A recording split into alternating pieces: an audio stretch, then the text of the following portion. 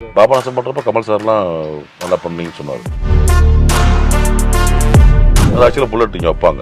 எங்கே சுடணும், எத்திர சுடணுமா, இங்கே சுடணுமான்னு கீழே வயர் கொடுத்து கனெக்ட் பண்ணி வச்சுருவாங்க. உள்ள சின்ன ஒரு மருந்து வச்சு அதை வயல் டச் பண்ணி டப் பண்ணி வச்சு அதை சீக் பண்ணி பண்ணுவாங்க. அது பிளட் டொனேஷன் அப்படின்றது வந்து ஒரு நல்ல ஒரு விஷயம். நம்மளோட ரத்தம் இன்னொருத்தருக்கு வந்து போகிறப்போ அது இவ்வளோ பெரிய அவங்களுடைய உயிர் காக்கும் ஒரு சின்ன இதாக இருக்குல்ல, அது நம்மளுக்கு பெரிய ஒரு பாசிட்டிவான விஷயம் தானே, புண்ணியம் தானே. அது ஒரு ராஷ்டிரா மகாராஜா கூட ஒன்றா சேர்ந்து பண்ணோம்.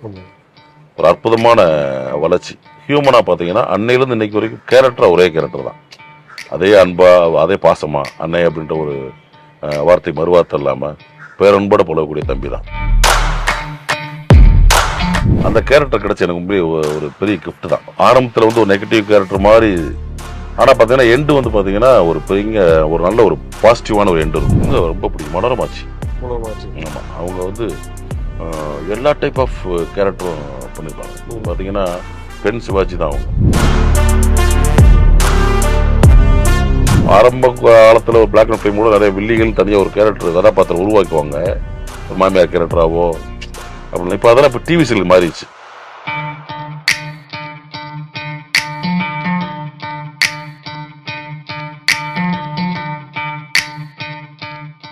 அந்த காலத்தில் பார்த்தீங்கன்னா கூத்துலேருந்து நாடகத்துக்கு வந்திருப்பாங்க, நாடகத்திலிருந்து சினிமா துறைக்கு வந்து தன்னை ஒரு கலைஞராக வந்து மெருகேற்றிருப்பாங்க. ஆனால் முற்றிலும் யாருமே எதிர்பார்க்காத விதத்தில் வந்தவர் தான் நடிகர் அருள்தாஸ் அவர்கள். அவர்கள் இன்றைக்கு நம்ம நிகழ்ச்சியில் இருந்துக்கு நமக்கு கிடைச்ச ஒரு பெருமை. வாங்க அவர்கிட்ட நிறைய விஷயங்களை நம்ம கேட்டு தெரிஞ்சுப்போம். வணக்கம். வணக்கம் சார். உங்களை பார்க்குறதே எங்களுக்கு ரொம்ப பெரிய சந்தோஷம் சார். நன்றி சார். நீங்கள் வந்து ஒரு குருதி கொடையாளின்னு தெரியும். அதாவது வந்து அவர் தன்னார்வ தொண்டர் மொத்தம் சமூக சேவரும் கூட எங்களுக்கு நல்லாவே தெரியும்.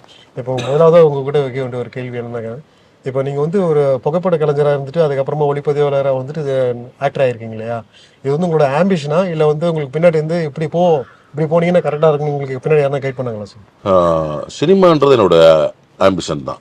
ஏன்னா வந்து ஒரு சின்ன வயசுலேருந்தே எனக்கு வந்து ஒளிப்பதிவு மேலே எனக்கு பெரிய ஒரு லவ் இருந்துச்சு. அது எப்படின்னு தெரில, அது ஒரு மாதிரி நிறைய படங்கள் பார்த்ததன் மூலியமா, அதே மாதிரி அப்போவே எனக்கு ஒரு எப்படி ஒரு ஸ்கூலிங் முடித்த உடனே நிறைய படங்கள் பார்ப்பேன் தொடர்ந்து. எப்படின்னா வாரத்தில் 2-3 படம் பார்த்துருவேன். ஸோ அப்போ வந்து எனக்கு வந்து பார்த்தீங்கன்னா கேமரா சைடு தான் நிறையா இப்போ நான் வந்து வாட்ச் பண்ணுவேன் நிறைய. மற்றபடி எனக்கு வந்து இப்போ ஒரு டைரக்ஷன் சைடோ அப்போல்லாம் எனக்கு ஒரு சிலருக்கு அந்த மாதிரி வரும். டைரக்ஷன் சைடு வரும், ஒரு சில ஆக்டிங் சைடு வரும் ஆர்வம். எனக்கு வந்து அப்போவே எனக்கு வந்து அது ஒரு ஃபோட்டோகிராஃபி நல்லா இருக்கு இந்த படத்தில் அப்படின்னு தான் எனக்கு வந்து எப்பயுமே தோணும். ஸோ அதனுடைய ஒரு தாக்கமாக வந்து நான் பார்த்தீங்கன்னா பேசிக்கான ஒரு விஷயம் வந்து சில் ஃபோட்டோகிராஃபி தான். திரைப்பட ஒளிப்பதிவுக்கு வந்து ஆரம்ப கட்ட ஒரு இது வந்து பார்த்தீங்கன்னா ஸ்டில் கேமரா தான். ஸோ அதை நான் கற்றுக்க ஆரம்பித்தேன். ஸோ அதன் மூலியமாக சரி நிறைய ப்ரோக்ராம்லாம் பண்ண ஆரம்பித்தேன். ஸோ எதிர்காலத்தில் நமக்கு வந்து அடுத்து வந்து ஒரு சினிமாவில் போய் ஒரு ஒளிப்பதிவாளர் ஆகணும் அப்படின்னு நான் வந்து சினிமாவுக்கு வந்து இங்கே வந்து ஒரு உதவி ஒளிப்பதிவாளர் லைஃப்பை ஸ்டார்ட் பண்ணி அப்புறம் வந்து இணைய ஒளிப்பதிவாளராகி அப்புறம் ஒளிப்பதிவாளராக வந்து இன்றைக்கி வந்து ஒரு உங்கள் முன்னாடி வந்து ஒரு நடிகனாக இருக்கேன். நான் மகனால் படத்தில் பார்க்கும்போது பார்த்தீங்கன்னா எல்லாருமே மிரட்டி எடுத்திருப்பீங்க. அது எப்படி நான் அந்த பாத்திரமே மாறிட்டீங்க, அந்த குப்பத்திலே வாழ்ந்து அந்த குப்பத்திலே மறைஞ்ச மாதிரி ஒரு கேரக்டர் யாரையாலும் மறக்கவே முடியாது. அது எப்படி பண்ணீங்க, எப்படி அக்செப்ட் பண்ணிட்டீங்க அது ஃபர்ஸ்ட்? அதை அக்செப்ட் பண்ணுறன்றதை மீறி எப்படின்னா அந்த கேரக்டர் கிடச்ச எனக்கு ஒரு பெரிய கிஃப்ட் தான். ஏன்னா அது வந்து எப்படின்னா ஒரு ஆரம்பத்தில் வந்து ஒரு நெகட்டிவ் கேரக்டர் மாதிரி டேக் ஆஃப் ஆகும். ஆனால் பார்த்தீங்கன்னா எண்டு வந்து பார்த்தீங்கன்னா ஒரு பெரிய ஒரு நல்ல ஒரு பாசிட்டிவான ஒரு எண்டு இருக்கும். ஒரு ஹீரோக்காக சாகிற மாதிரி ஒரு கேரக்டர். அது வந்து நிறைய நிறைய மக்களுக்கு போய் அது வந்து எப்படின்னா ஈஸியாக ரீச் பண்ணேன் நான். எனக்கு எப்பயுமே ஒரு பாசிட்டிவ் கேரக்டர் பண்ணுறப்ப டக்குன்னு ரீச் ஆகும். அது நெகட்டிவ் வந்து பாசிட்டிவாக நல்லவன், ஆரம்பத்தில் கெட்ட மாதிரி தெரியும் ஆனால் நல்லவன், அதுவும் வந்து கிளைமேக்ஸில் நான் வந்து இறந்துருவேன். அது வந்து நிறைய பேர் என்னடா இப்படி ஒரு நல்ல ஒரு கேரக்டர் வந்து டக்குன்னு கொண்டாங்களே அப்படின்ற மாதிரி ஒரு இது இருந்துச்சு. அந்த படம் எனக்கு வந்து பெரிய ரீச் கொடுத்துச்சு சினிமாவில். அதுக்கப்புறம் தொடர்ந்து நிறைய படங்கள் அப்படியே பண்ணேன். சரி, விஜய் சேதுபதி வந்து உங்களுக்கு ரொம்ப க்ளோஸ் ஃப்ரெண்டுன்னு நாங்கள் கேள்விப்பட்டோம். தென்மேற்கு பருவக்காற்றும் சரி, அவர் நடித்த இன்னொரு படமும் எல்லாத்துலேயுமே நீங்களும் வந்து சைட் ரோல் பண்ணியிருக்கீங்க. அவர் நீங்கள் எப்படி பார்க்குறீங்க, விஜய் சேதுபதி எப்படி பார்க்குறீங்க? உங்களுக்கு ரொம்ப க்ளோஸ் ஃப்ரெண்டுன்னு நாங்கள் கேள்விப்பட்டோம். ஆமாம், கண்டிப்பாக நல்லா ஒரு நெருங்கிய தம்பி. ஆனால் அவரோட முதல் படம் வந்து அவர் கூட சேர்ந்து நடித்தேன், தென்மேற் பருவக்காற்று. ஸோ அப்போ இருந்து இன்னைக்கு பார்த்தீங்கன்னா அவரோட வளர்ச்சி இருக்குல்ல, ஒரு மிகப்பெரிய வளர்ச்சி, அது எல்லாருக்கும் தெரிஞ்சது தான். ஸோ இன்னைக்கு வந்து இப்போ ராஷ்டிரா மகாராஜா கூட ஒன்றா சேர்ந்து பண்ணோம். ஒரு அற்புதமான வளர்ச்சி தொழில் பார்த்தீங்கன்னா.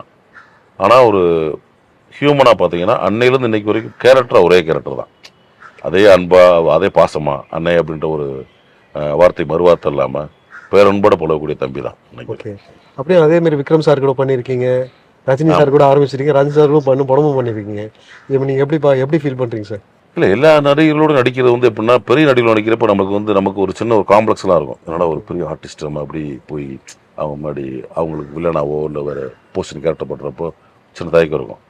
ஆனால் பெரிய நடிகர்கள் எல்லாமே அப்படின்னா கூட நடிக்கக்கூடிய நடிகர்களுடைய அந்த ஒரு தயக்கத்தை, ஒரு கூச்சத்தை போக்கிடுவாங்க, எப்பயுமே ஈஸியாக்கிடுவாங்க. ஸோ அதுதான் எனக்கு நடந்திருக்கு. ரஜினி சார் கூட நடிக்கிறப்பையும் சரி, விக்ரம் சார் கூட நடிக்கிறப்பையும் சரி, ராஜபாட்டையில் அவங்க வந்து நம்ம ரொம்ப இயல்பாக்குனாங்க. 65 படத்துக்கு மேலே பண்ணிட்டீங்கண்ணே. ஆனால் வந்து எல்லாமே பார்த்தீங்கன்னா இந்த வில்லன் ரோல்ன்றது நீங்களே விரும்பி ஏற்றுக்கணும் ஒரு ரோலா, இல்லை வந்து அவங்க உங்களுக்கு அலாட்மெண்ட் பண்ணுதா? 65 படம் பண்ணிட்டானா? 60 படத்துக்கு மேலே பண்ணி தெரியல. நான் அதை நீங்கள் சொல்லி எனக்கு தெரியும், எண்ணிக்கை வச்சுக்கல, அது தப்பாக கூட இருக்கலாம். நான் வந்து நான் மகனில் தான் என்னுடைய கரியர் ஸ்டார்ட் பண்ணேன் ஆக்டிங்கு. பட்டு இப்போ வரைக்கும் நான் எத்தனை படம் நடிச்சுக்க எனக்கு தெரில. நான் அது கவுண்ட் பண்ணவே இல்லை. ஒருவேளை நான் பண்ணணும். தேங்க்ஸ் நீங்கள் சொன்னதுக்கு. ஒரு 65 படம் நடிச்சேன்னு சொன்னதுக்கு தேங்க்ஸ். இன்னும் நிறையா படம் பண்ணணும், லைஃப் லாங் நிறைய படங்கள் பண்ணி விதவிதமான கேரக்டர்ஸ் பண்ணணும். ஒரே மாதிரி கேரக்டர்ஸ் பண்ணிடக்கூடாது.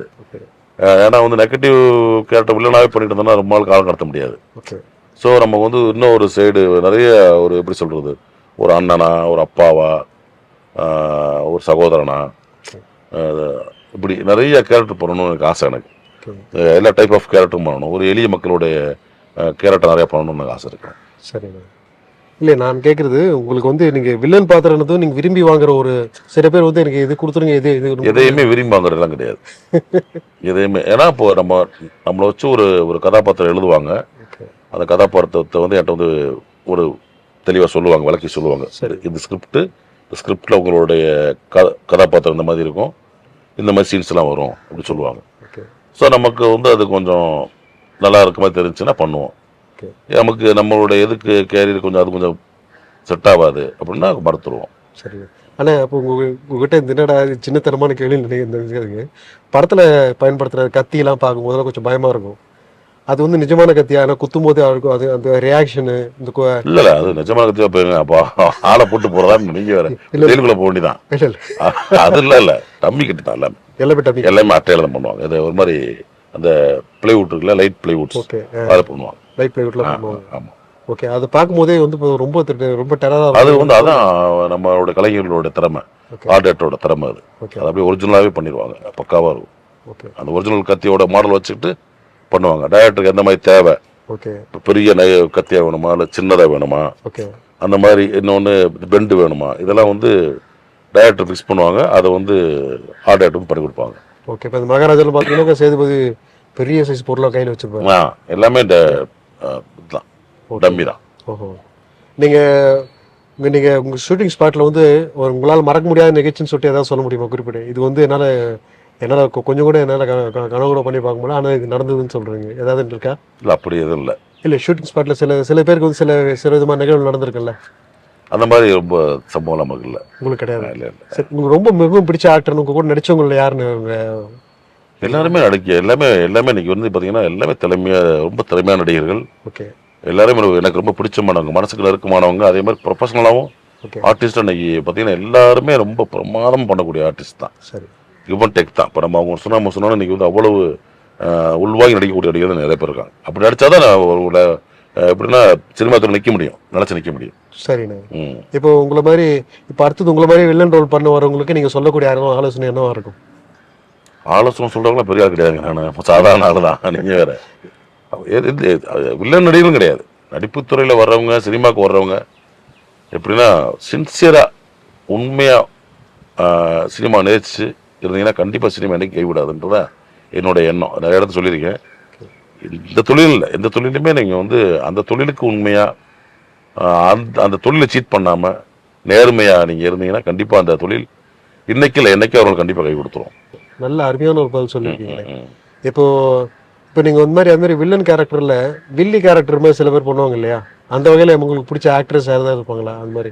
வில்லிகள்ன்றது ரொம்ப கம்மியாச்சு தமிழ் சினிமாவில் பார்த்தீங்கன்னா. இப்போ ஆரம்ப காலத்தில் ஒரு பிளாக் அண்ட் ஃபைம் கூட நிறைய வில்லிகள் தனியாக ஒரு கேரக்டர் கதாபாத்திரம் உருவாக்குவாங்க, ஒரு மாமியார் கேரக்டராவோ அப்படின்னு. இப்போ அதெல்லாம் இப்போ டிவி சீரியல் மாறிடுச்சு. சரி.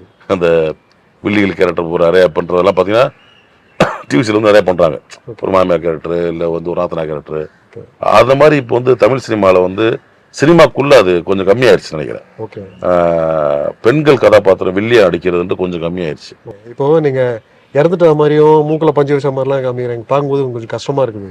அப்போ அந்த மாதிரி வந்து நீங்க நடிக்கும்போது உங்க வீட்டில இருந்து எதனா உங்களுக்கு ஏதாவது டேடி இது மாதிரி பண்ணாதீங்க, அங்க இது மாதிரி பண்ணாதீங்க, அது மாதிரி ஏதாவது தொழில் தானே, தொழில் தானே நமக்கு வந்து. இப்போ அப்படி நம்ம வந்து இப்போ மூக்கில் பஞ்சு வச்சா கூட கேப் வச்சு தான் வைப்பாங்க.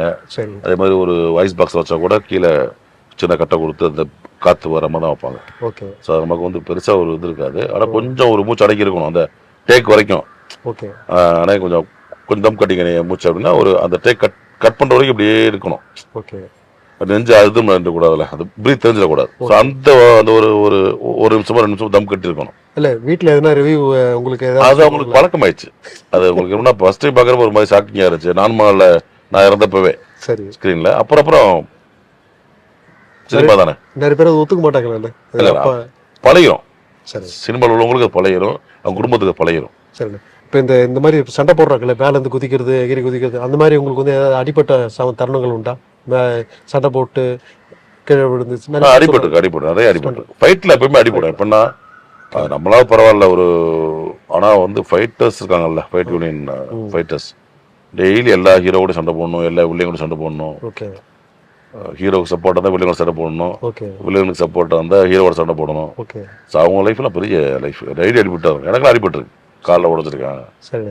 இப்போ நீங்கள் வந்து ஒரு புகைப்பட கலைஞர், ஒரு ஒளிப்பதிவாளர், இப்போ ஒரு நடிகராக இருக்கீங்க. இது ஏதாவது படத்தை இயக்கக்கூடிய வாய்ப்புகள் ஏதாவது? இல்லை அந்த மாதிரி தாட் இல்லை. இதுவே இப்போ எனக்கு வந்து இறைவன் கொடுத்த பெரிய கிஃப்ட் ஆக்டர்ன்றதே. இதுல நிறைய பண்ணணும்னு ஆசை இருக்கு. இது எதுக்கு நிறைய டைம் தேவைப்படும், நிறைய பண்ணணும். ஆமா.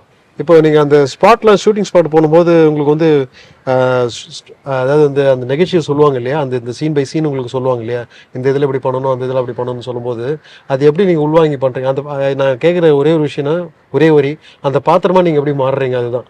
அது வந்து பை ப்ராக்டிஸில் வர்றது தான். ஓகே. இப்போ உங்களுக்கு எப்படி ஒரு இன்டர்வியூ எடுக்க வர்றப்போ ஃபஸ்ட்டு ஒரு 2-3 இன்டர்வியூ கொஞ்சம் திக்கி தண்ணறிப்பீங்க. அப்புறம் நிறைய பேர் இன்டர்வியூ எடுக்க அப்படி ஈஸியாக வந்துடும்ல. அந்த மாதிரி இது ஒரு கைவசம் வரும் நமக்கு இந்த தொழிலும். ஓகே. ஆரம்பத்தில் நடிக்கிறப்ப 2 படங்களுக்கு பெருசாக எனக்கு ஆக்டிங் கொஞ்சம் தெரியாது, டயலாக் மனசில் நிற்காது. அப்புறம் போக கொஞ்சம் கொஞ்சமாக டயலாக் மனசில் நிற்க ஆரம்பிச்சு. அப்புறம் கதாபாத்திரம் உள்வாங்க ஆரம்பித்தோம். அப்புறம் இந்த கேரக்டர் எப்படி பண்ணலாம், முன்னாடி இந்த கேரக்டர் என்னவா இருந்துச்சு, இந்த அடுத்த சீன் என்னவா இருக்க போகுது. ஸோ இதெல்லாம் கொஞ்சம் உள்வாங்கி பண்ணிடுவோம் நம்ம ஓரளவுக்கு. இப்போ ஓரளவுக்கு கொஞ்சம் கேரக்டர் புரிஞ்சு உள்வாங்கி எமோஷனாக பேசணுமா, இல்லை வந்து கோபமாக இருக்கணுமா, சோகமாக இருக்கணுமா, அந்த மாதிரி டயட் சொல்கிற கேட்டு பண்ணிடுவோம். நீங்கள் எங்கன்னா பப்ளிக்கில் போகும்போது உங்களை யாரும் அடையாளம் கண்டுபிடிச்சிட்டு உங்களை கங்க்ராட்ஸ் பண்ண? ஆமாம், கண்டிப்பாக இருக்கும்ல. நிறைய ஆர்டிஸ்ட் கிடைச்ச பெரிய கிஃப்டாக தானே. ஓகே. இப்போ நீங்கள் பெரிய டெக்னீஷியன் வந்தால் கூட வெளியே தெரியாது ஒரு சிலருக்கு. ஓகே. ஆனால் பெரிய டாப் கேமராமேனாக இருப்பாங்க, டாப் ஆர்டேட்டராக இருப்பாங்க,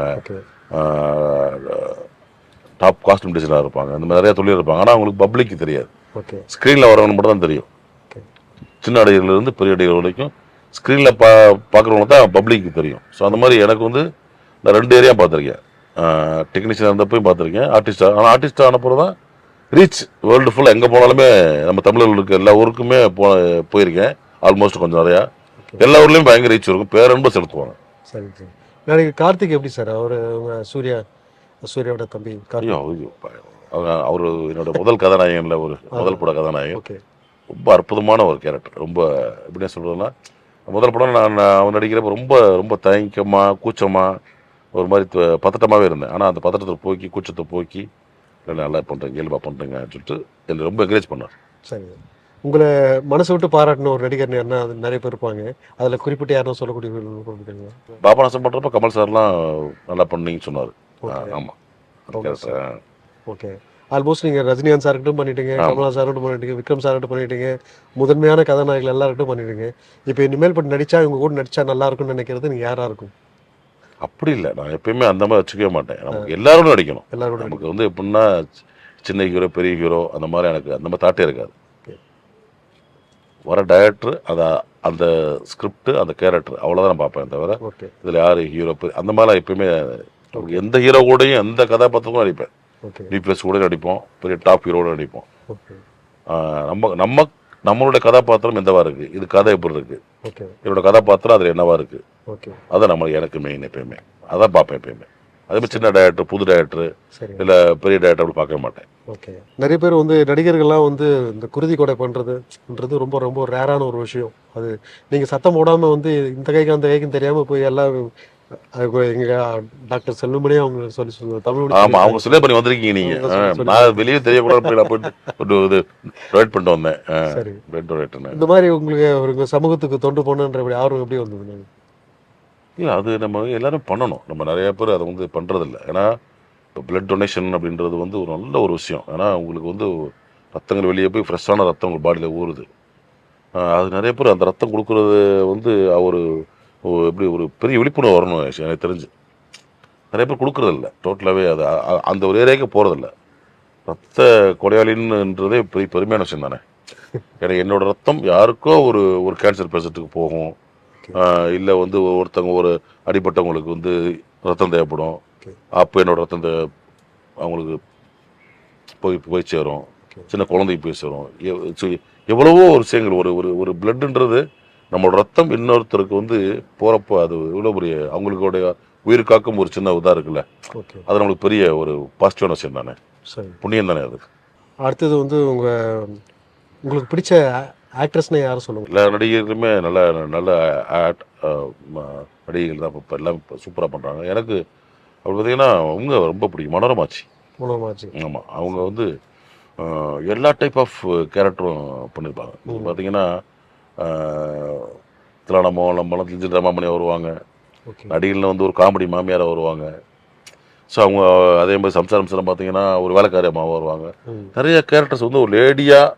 ஏன்னா வந்து அவங்க வந்து அவங்கள மாதிரி எனக்கு நிறைய நிறைய டிஃப்ரெண்ட் கேரக்டர் பண்ணதில் நினைக்கிறேன் யாருமே சினிமாவில். அவங்க எல்லா டைப் ஆஃப் கேரக்டர் பண்ணிட்டாங்க. அப்படி சொல்கிறது ஒரு ஒரு பெண் சிவாஜி தான் அவங்க. இந்த மாதிரி எனக்கு அவங்களுடைய ஆக்டிங் ரொம்ப பிடிக்கும் எனக்கு. ஏன்னா அது இன்னொன்று எல்லாமே அந்த கேரக்டர் அப்படியே நிஜத்தில் இருக்க மாதிரி இருக்கும். உண்மைக்கு நெருக்கமாக நடிச்சிருவாங்க.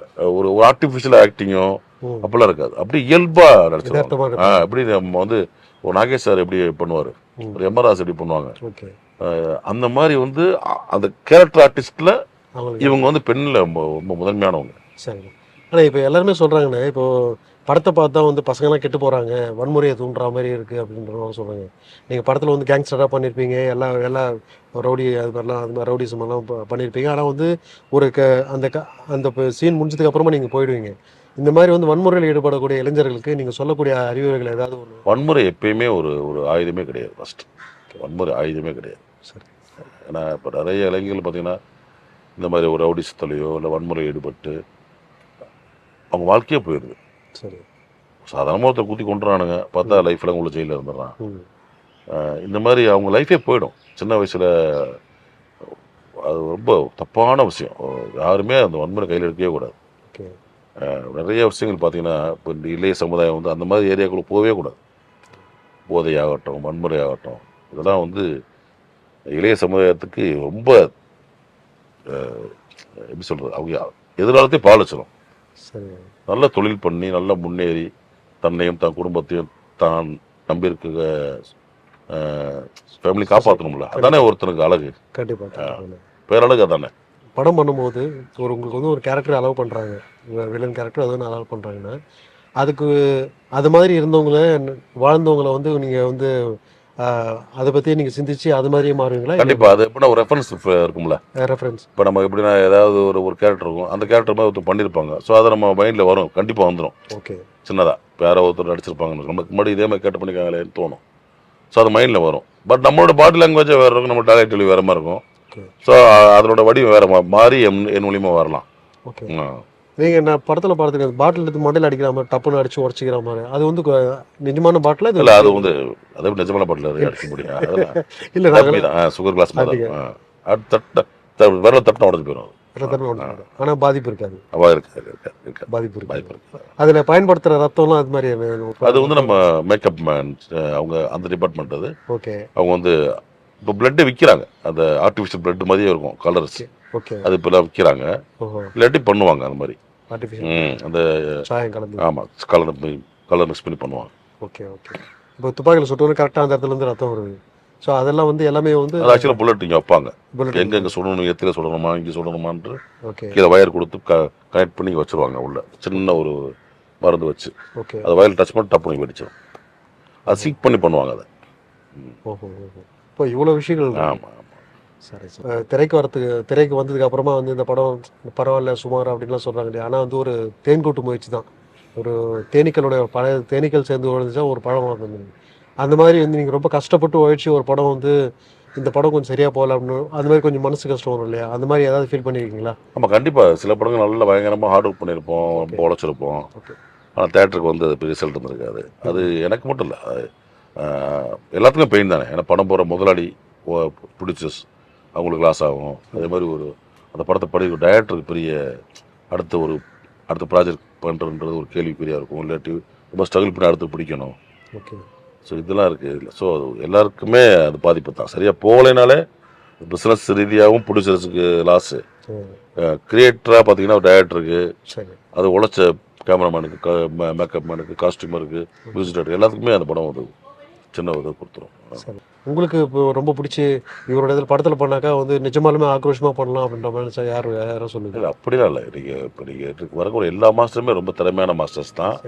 ரொம்ப நான் அந்த மாதிரி நம்ம நெருக்கமாக எனக்கு முதல் படத்துலேருந்து ஃபைட்டிங் சொல்லி கொடுத்தது பார்த்தீங்கன்னா, நான் நிறையா டெக்னீஷியன் ஒர்க் பண்ணது சூப்பராய மாஸ்டர். ரொம்ப எப்படின்னா எப்படி சொல்கிறது, ரொம்ப ஈஸியாக வேலை வாங்குவார், ரொம்ப நேச்சுரலாக இருக்கும். சூப்பராய மாஸ்டர் எனக்கு ரொம்ப பழக்கம் எனக்கு இருக்குது. அதனால சொல்கிறேன், எனக்கு ரொம்ப பிடிக்கும் வர. சரி. நீங்கள் விரும்பி பார்க்குற ஒரு காமெடி நடிகர்னா யாராக இருக்கு?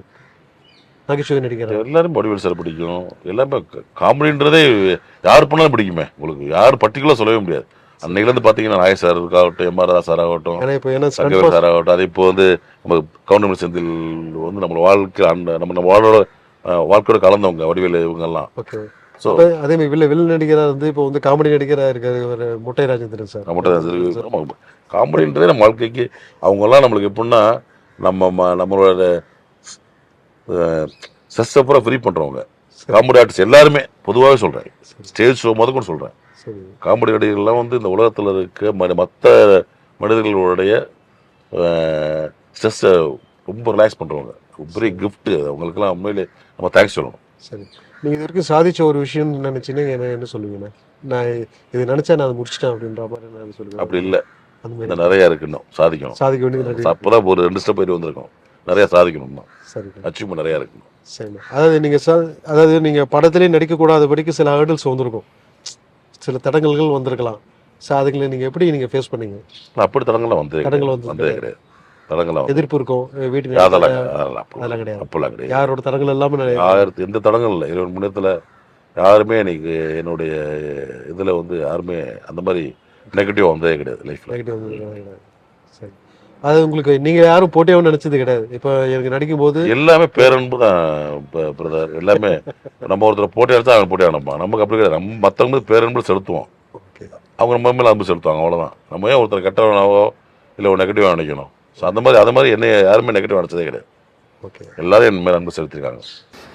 நடிகர் அருள்தாஸ் அவர்கள் வந்து மேன்மேலும் வளர வாழ்த்துக்கள். இறைவன் அவருக்கு இன்னும் பெரிய பேராசிரியர் புரிவாருன்ற நம்ம நம்புகிறோம். Thank you sir. நன்றி. எனது வனமிலிருந்து நன்றி. ஒரு சின்னதாக ஒரு சின்ன எக்ஸ்பீரியன்ஸ் பிரதரோட பேசியிருந்தேன். அதை பார்த்து கேட்டு ரசித்த உங்களை எல்லாத்துக்கும் என்னுடைய நன்றி. தேங்க்யூ.